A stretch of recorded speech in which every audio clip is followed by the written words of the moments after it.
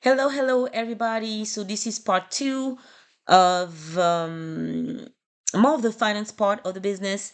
We will focus on cost per mile, rate per mile, both gross and net. If you have not watched part one, I strongly advise that you do.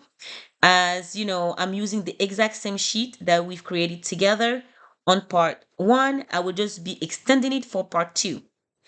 If you intend to successfully run your business, I think this video is very important. It is a do it yourself video. I've been doing it since I started my business and it has really helped me a lot. All right, so let's get started. The very first thing that we want to do is right there on column G. We are going to add an extra column and we are going to call it rate confirmation. Mostly known as either the RC or the rate con. It's the document that the broker or the shipper send you as you accept a load, and that's the price that you agreed to hold for them, right? So I'm just going to add random numbers, okay? Just so that we can, oops, let me just do that 100, just so that we can have an example. Of course, this is not realistic at all, far from it. Okay, I'm just doing that so that we can keep going with the exercise. I'm probably going to add more numbers. Okay. I don't know, 400, 200. Okay. I'm also going to probably make that a little bit prettier. Let me just add that as a table right here. My table is headers, yes. And then I'm going to do the same right here. Insert table. Yep. Okay. Then you want to go here. We are going to sum that up. We're going to do formula and then auto sum right here. Same thing for the rate con. Here we go. And we are also going to, I need to put that as currency. Boom. Okay. So now that we've done that, let's say that this is for the month of March. So now we know that for the month of March, oh, I also need to, I'm sorry, guys. We also need to know the total miles driven for the month of March. And that's just going to be numbers. We're going to do auto sum, bam, bam, boom. Okay, so we know that for the month of March, we have driven 1,565 miles. The estimated fuel cost was $380. And we can say that this is the total gross pay, right? Was $5,990. Okay, very basic, but very important. Okay, so as you guys know, as you run the business, fuel and tolls are not the only expenses that the business is going to have, right? So you want to make a list of both your fixed and your variable cost. Okay, so fixed cost, very easy. Whether the van is running or not, those costs are always going to be there. I'm thinking about the cargo van insurance, the cargo van financing payment, the business license, and so forth.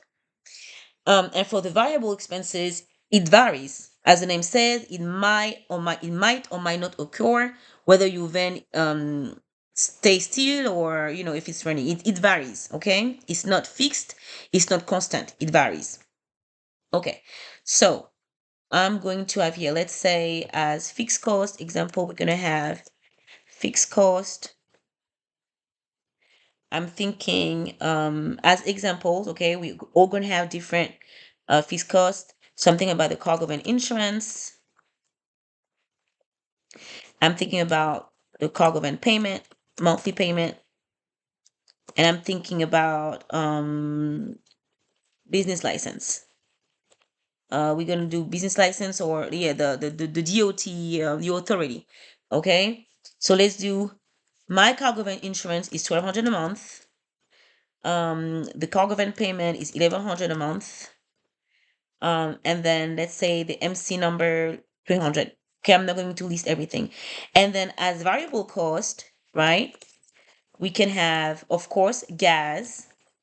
Okay, we can have tolls. Oops. We can have tolls. We can have load board subscriptions, right? Load board subscriptions and whatever else you guys have. Okay, those are is just a random list. So now we know, let's say that, okay, this is the estimated fuel cost, but now you realize that throughout the month, I know that for me, it varies up to $200. It's um, off to like $200. So let's say the same thing here. You estimated your fuel cost at like 380, and I'm thinking off by 200 less. Okay, so far I've never been over.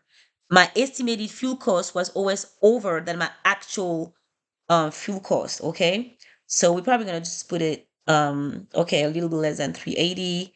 We're gonna do 280. Let's say that the actual cost was 280 for the month of March. The tolls was probably, I don't know, let's do $60. And the load bar subscription right now, let's say 145 from DAT. We all gonna do currency here. Sorry. Boom, currency. Okay. Oops, sorry guys, allergies. I did not mean to do that in the video. Okay. So all together, right? Let's sum that up. Okay. Um, okay. So total expenses, all right, for the month of March, total expenses for the month of March is um here we go. Let me just boom boom boom. $3,885. Okay, $3,085 is total expenses for the month of March. Okay. So now we have our sheet very well set up, and all those information are going to help us out in calculating first the rate per mile. Okay, so I'm gonna skip here, or maybe let me just do it right here. It's probably going to be easier so we can see the numbers. Okay, so column F. Okay, so we're gonna type miles driven, total miles driven, and it is 1,565 miles driven for the month of March. Okay, then we have the gross income. Our gross income here is, let me see, $5,990. Okay, we're gonna make that. We're gonna have that as a currency. Sorry, guys. And then we are going to have our expenses at $3,085. Oops. Okay. Now the gross. All right. So the rate per mile, right? The rate per mile, sorry, is going to be our gross income right here, the $5,990 divided by the miles driven. Okay, so let me write it down here. Rate per mile, and I'm going to put it right here. The rate per mile is going to be gross income, okay, divided by miles, the miles driven. Okay, so here we have that's what kind of gross income divided by miles driven. So it's gonna be G31 divided by, okay, G31 divided by G30. Okay, so our rate per mile, gross, okay, our gross rate per mile for the month of March was $3.83. Okay, so on average for the month of March, sorry, on average for the month of March, okay, you hold for $3.83. Okay, now that is for your rate per mile. Okay, now we are going to calculate the cost per mile or CPM. So how are we going to do that?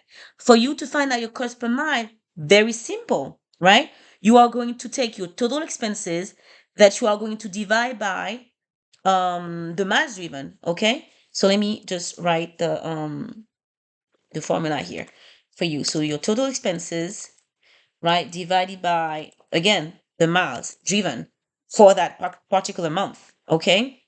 And so that's going to be total expenses. That's going to be G32 divided by G30. So, oops, sorry. I keep using the wrong. Okay, G32 divided by, what did I say? G32 divided by G30. Boom. So it costs you, okay, your cost per mile every single time you were on the road with that van, okay, it costs you $1.97. Okay? So now you have your, I should put gross here so you guys know. This is the gross rate per mile. And this is also no, this is the regular toast cost per mile. But now we're gonna have the net right here. It's a bit all over the place, but I hope you guys get it. So now your net, right? Rate per mile, which is the most important thing. Because gross is fine, but you need to know, your net, what stays in your pocket. Okay, so now your net rate per mile is going to be your gross rate per mile. So the $3.83 right here, okay, minus easy, the total cost per mile. Okay, so we are going to do that's what? That's G34. G34 minus that's F, no, that's G37. Boom. So now you know that your net rate per mile was for the month of March was $1.86. Okay? So now you know that your gross rate per mile was 383, but out of that rate per mile, what stayed in your pocket was $1.86. Okay, so this is really going to help you because now you know how much it costs you to operate your van, and your RPM or rate per mile, you can determine how much money you are willing to hold for. Okay, this is very, very, very important. And so now you also know your net profit, right? Now that you know your net rate per mile, you know your net profit, right? So you know that your gross, right? Your gross was $5,990. Now your net, sorry, net, we can say profit slash loss, you never know, right? It's going to be the $1.86, here we go, right? The rate per mile times the total amount of miles that you've driven, right? So we can do G, that's what? That's G39. So G39, right? Nope, that's G40 actually. Right here, right? Your rate per mile times the total miles driven, 1,565, right here. And that is going to be your net, 2,905. And if you want to make sure that you're not, let me actually put this in bold, bold, bold. You can also put this in bold. Here we go. And if you want to verify and make sure that is correct, all you have to do is, you take your red column, which is your red column, which is your total your gross pay. Okay, so you take that number and you subtract total expenses of $3,085, and it should absolutely give you the same exact number, $2,905. So this is your net profit for the month of March. Yes, you made 5,000 and some dollars, $5,990, right? But that was your gross, baby.